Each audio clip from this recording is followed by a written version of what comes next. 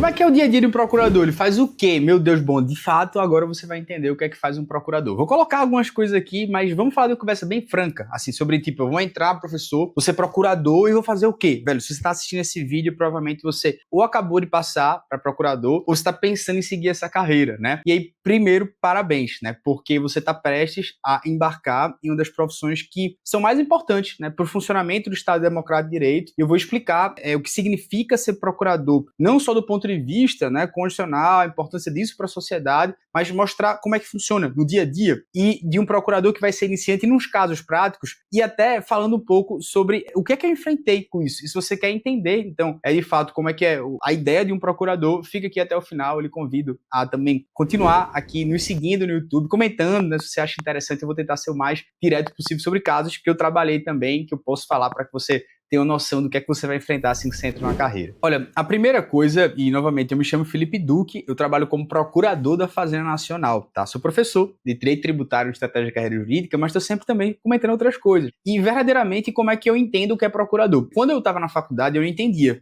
o que era ser procurador. Para mim era uma coisa muito assim. Primeiro, como é que diferencia procurador de promotor? E na esfera federal é pior, tá? Porque você tem, na AGU, lato sensu, a gente tem os procuradores federais, os procuradores da Fazenda Nacional, os procuradores do Banco Central e os advogados da União. Então, na esfera da União dos procuradores, vamos dizer assim, tem 4 cargos que compõem tudo a AGU. Na esfera estadual é mais tranquilo, né, professor? PGE, procuradores estaduais. E na esfera municipal, os PGMs, né, procuradores municipais. Aí você para e fala, beleza, entendi. Agora pelo menos já deu uma sopa de letrinhas. Mas o que é que isso faz na prática? Eu vou te falar de maneira bem simples, que o procurador, assim que você entrar, ele vai ser o cara que vai atuar junto ao poder executivo de um desses poderes. O artigo 131 da Constituição Federal, ele diz assim, olha, a Advocacia Geral da União é a instituição que diretamente ou através de órgão vinculado representa a União judicialmente e extrajudicialmente. Esse princípio se aplica tanto para os procuradores estaduais e municipais nas suas esferas. Mas o que é que significa na prática? Significa que você, como procurador, quando a Constituição vai dizer em Estado Democrático de Direito e vai falar que você está, de certo modo, ali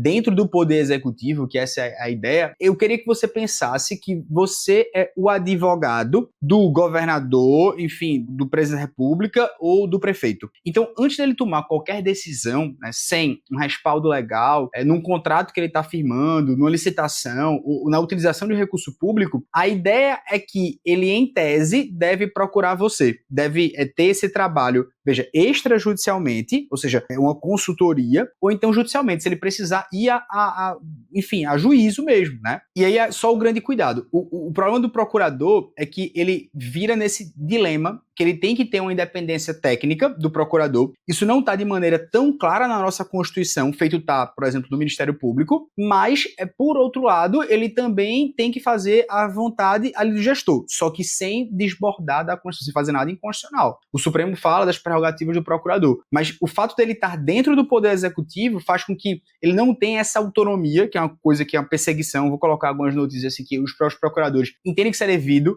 para cada vez mais a sua manifestação, ela tem uma manifestação técnica e não tão somente da vontade de quem está no poder. Isso é bem interessante. O procurador, ele não defende o governo. Isso é muito importante, você desde o início entender isso. Mas sim o Estado. A gente fala que nós não temos uma advocacia de governo, e sim de Estado. Ou seja, você não muda a forma como você trabalha de 4 em 4 anos, porque vai mudar o prefeito, o governador, a União. Professor, você está falando que é uma coisa que na prática isso tende cada vez mais a mudar. Eu sei que nos municípios e nos estados é cada vez mais difícil, mas há sempre pessoas que continuam trabalhando do mesmo jeito, independentemente de quem está no poder. Porque, na verdade, pouco me importa se o presidente, enfim, vamos falar de polarização, se é Lula ou Bolsonaro. Eu quero que dê certo, velho. Eu quero que o país dê certo. E o procurador, ele tem que estar muito com esse pensamento de eu quero que dê certo. Eu quero fazer o certo e quero ajudar quem esteja, porque essa pessoa vai sair e eu vou continuar aqui. E eu quero fazer a coisa certa. Então, sempre a briga de todas as procuradorias é para que a gente faça, de certo modo, uma advocacia, portanto, entenda de Estado. Estado por quê? Seguindo o Estado Democrático de Direito, e não quem está lá. Isso é muito importante para você entender essas PECs, essas buscas das autonomias de todas as procuradorias. É uma briga que eu, em campo, também falo, pô, isso aqui seria massa, isso aqui seria ótimo, para justamente a gente saber dividir muito bem, não. ajuda sim o Poder Executivo, mas tem uma independência técnica. Pode falar, olha, você pode fazer isso. E eu vou dar exemplos para ficar muito prático o que você vai fazer assim que você entra. Veja, para você entender a rotina de um procurador, primeiro você precisa conhecer como é que uma procuradoria se organiza. E a maioria das procuradorias, elas se dividem em vários núcleos especializados. Cada uma pessoa com responsabilidade diferente. Eu vou dar um exemplo. Quando eu entrei em Mogi das Cruzes, São Paulo, né, fui lotado lá como procurador da Fazenda Nacional, a gente chegou e você sabia que dentro daquela procuradoria, ou seja, eu trabalhava para a União, mas junto ali aos contribuintes de uma esfera que estava ali em Mogi das Cruzes e outros municípios ali próximos, né, que tem um domicílio lá, você sabe que cada unidade se divide conforme as funções. Então, por exemplo, ali tem um grande núcleo, e veja, hoje a Procuradoria, ela também é uma grande massa, provavelmente assim que você deve entrar, você vai trabalhar com a execução fiscal. Tanto que é muito comum, né, eu dou muitas aulas, às vezes, para pessoas que acabaram de entrar no cargo, procuradores querem saber, eu quero saber como atua. Fala, professor, eu quero ver o seu curso, quero ver o seu livro, tenho escrito aqui o Manual de Processo Tributário, que, é o dia a dia do procurador. Você vai trabalhar massivamente com a execução fiscal. Por quê? Prioritariamente, a dívida ativa, ela é das procuradorias, a cobrança do crédito tributário e não tributário. Então, você está ali como advogado público executando aquelas pessoas que deixaram de pagar alguma coisa. Eu vou chutar que 80%, 90% das pessoas que entram em procuradorias começam com a execução fiscal. É uma grande regra geral. Começam com a execução fiscal. Ah, professor, pode ser que não? Pode, porque quando você entra como novato, você nunca entra fazendo aquilo que você quer. Você entra fazendo aquilo que, muitas vezes, que sobra, né? Que é o que ninguém quer, ou que, enfim, você é um novato, você tem que topar tudo. Até faço uma crítica aqui. Há algumas procuradorias que não é assim. Não é você escolhe. A PGM São Paulo, por exemplo, a Procuradoria Municipal de São Paulo, e algumas eu já escutei falar disso, eles procuram saber um pouco o teu currículo, o que é que tu já fizesse na vida, e a partir disso, eles te dizem qual o núcleo que você vai trabalhar. Ou seja, Felipe, ele é professor, ele trabalha com execução fiscal. Pô, então vamos botar ele ali, velho. Mas, não, tem um cara que tem uma especialidade em consultoria. O cara é bom em licitações e contratos. E o cara vai trabalhar com isso. Então, vamos lá. Chegava em Mogi das Cruzes. Vou dar exemplos, né? O que é muito comum. Núcleos especializados. É natural que tenha, por exemplo, numa procuradoria, que você trabalhe na rotina de um núcleo consultivo. Então, suponha que você está lá no dia a dia. Núcleo consultivo é onde você provavelmente pode também começar a sua carreira. Nesse núcleo consultivo, você vai muitas vezes elaborar pareceres jurídicos para orientar a administração pública. Por exemplo, imagina que a Secretaria de Educação, ela quer terceirizar, sei lá, o transporte escolar. Então, eles te enviam uma consulta perguntando se eles podem contratar diretamente uma empresa específica. Você vai ter que analisar a lei de licitação, né, a 14.133, e você vai dizer se essa, na sua resposta, se é obrigatório a licitação ou não, ou se cabe alguma das hipóteses de dispensa de licitação, a do artigo 75. Então, esse é o núcleo consultivo. Você está consultando tudo. Eles querem contratar, eles querem comprar.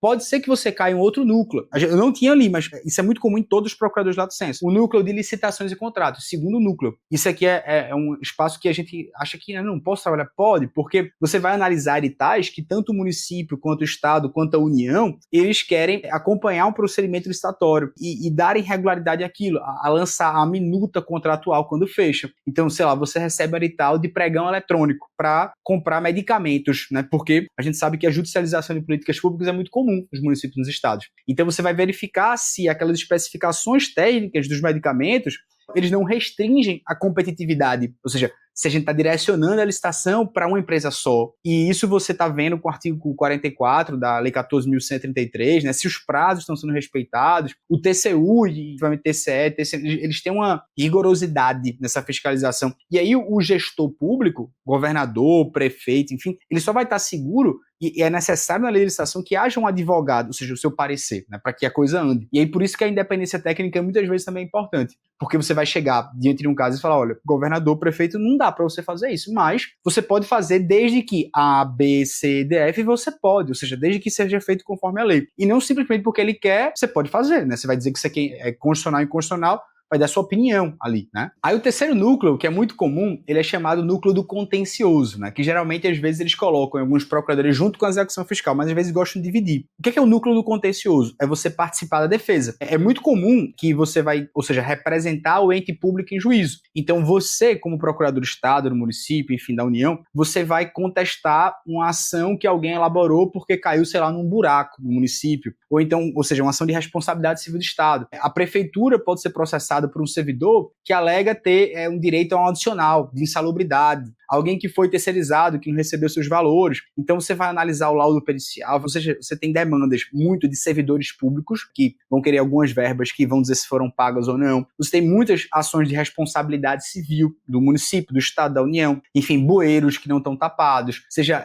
por morte de detento, de presos, seja a questão dos medicamentos, que é onde a gente sabe que tem muita demanda, você vai trabalhar com isso. É natural que essas questões de concurso caiam, porque é muito trabalho sobre esse aspecto. E esse é o núcleo do contencioso, em que as ações estão sendo propostas pelos particulares. Não é você que está propondo a ação. E por fim, também nós gostamos de dizer que o núcleo principal, que é esse núcleo de execução fiscal, o quarto núcleo, ele vai cuidar especificamente dessa cobrança, dos créditos tributários e não tributários. Aqui você vai acompanhar a execução fiscal de IPTUs, de ISS, de taxas, de multas, de tributos, e com a entrada do Código de Processo Civil de 2015, com as mudanças do julgado do Supremo, né, tema 1184, cada vez mais restringindo a execução fiscal para dívidas que sejam maiores, né, você fazer só entrar judicialmente depois nas últimas esferas, cada vez mais as procuradorias elas têm se modernizado imensamente. Então, você vai sempre tentar uma cobrança extrajudicial, o protesto, você vai sempre tentar acordos, né, transações, e tentar fazer as procuradorias fugirem dos parcelamentos que eles não respeitam a capacidade contributiva. Você vai tentar sempre formas de cobrar esse contribuinte que não só a via judicial, porque a gente sabe que ela é fadada muitas vezes ao fracasso devido ao tempo que leva na execução fiscal, né? São dados realmente do CNJ. E esse núcleo da execução fiscal é muito importante, porque prioritariamente a atividade da procuradoria tem tudo a ver com arrecadação.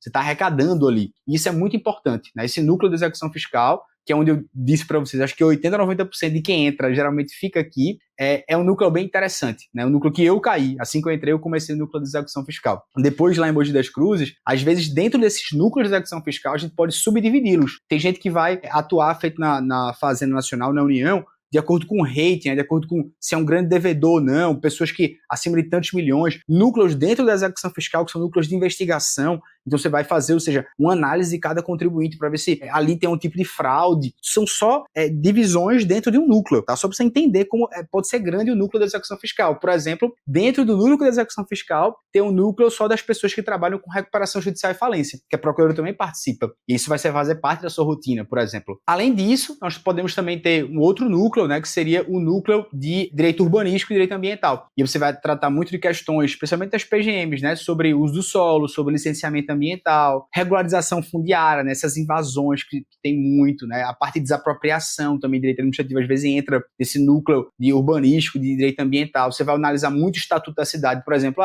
você pode receber uma consulta sobre a possibilidade de você alterar o zoneamento urbano para permitir a construção de um shopping center. E você vai ter que analisar o plano diretor municipal, ver o estatuto da cidade e verificar se há um estudo de impacto de vizinhança, conforme vai dizer a Lei 10.257, e outros casos sucessivamente. Professor, e a rotina diária que tem com o caso prático? Velho, sendo bem sincero com você, a rotina de um procurador vai depender muito de que núcleo você está. De fato, uma coisa que é verdade é que os procuradores, isso é reconhecido por várias decisões, vou colocar aqui, eles não submetem a ponto. Então, por mais que às vezes o edital diga, você tem que dar 30, 40, 50 horas. Bom, isso aqui é inconstitucional, porque a nossa atividade como advogado, de fato, ela não termina tão fácil assim. Evidentemente, há processos que você demanda mais tempo, outros menos tempo. Mas, dependendo do setor que você tá, e isso é muito comum, a gente sempre leva trabalho para casa. Então, não tem como você dizer que num dia típico, você começa de manhã e termina à noite. Em muitos lugares, feito núcleo de execução fiscal ou núcleo de contencioso, você vai receber uma carga de processo por semana, às vezes por mês. Isso vai variar conforme a demanda. Ou todo dia, você vai receber intimações de processos judiciais. Então, isso são sempre coisas que vai variar de acordo com o local que você trabalha e de acordo com a PGM e com a PGE. E isso é muitas vezes,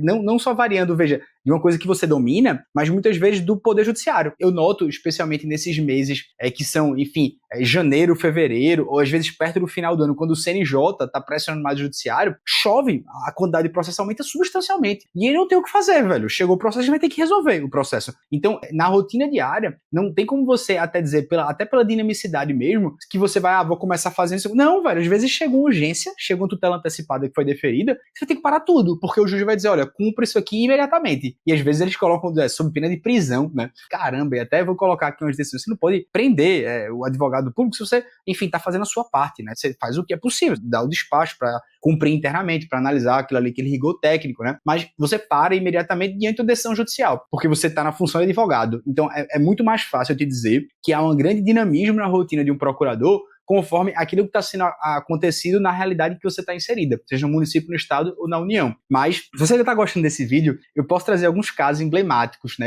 Posso fazer a parte 2 sobre como é uma rotina de fato. Vamos pegar um processo sobre esse assunto e você vai vendo como é de fato o trabalho que você tem, colocando a mão na massa, pesquisando, orientando e vendo qual é a melhor solução. Se você gosta desse vídeo, comente aqui embaixo como é a rotina de um procurador. Pode ser que temos a parte 2, colocando a mão na massa e mostrando para vocês. Bom, espero que tenham gostado, fiquem com Deus, grande abraço e vamos lá. O que eu posso dizer, velho, é massa, a rotina do procurador é bem legal, é bem dinâmica, né? É bem dinâmica mesmo. Vamos embora.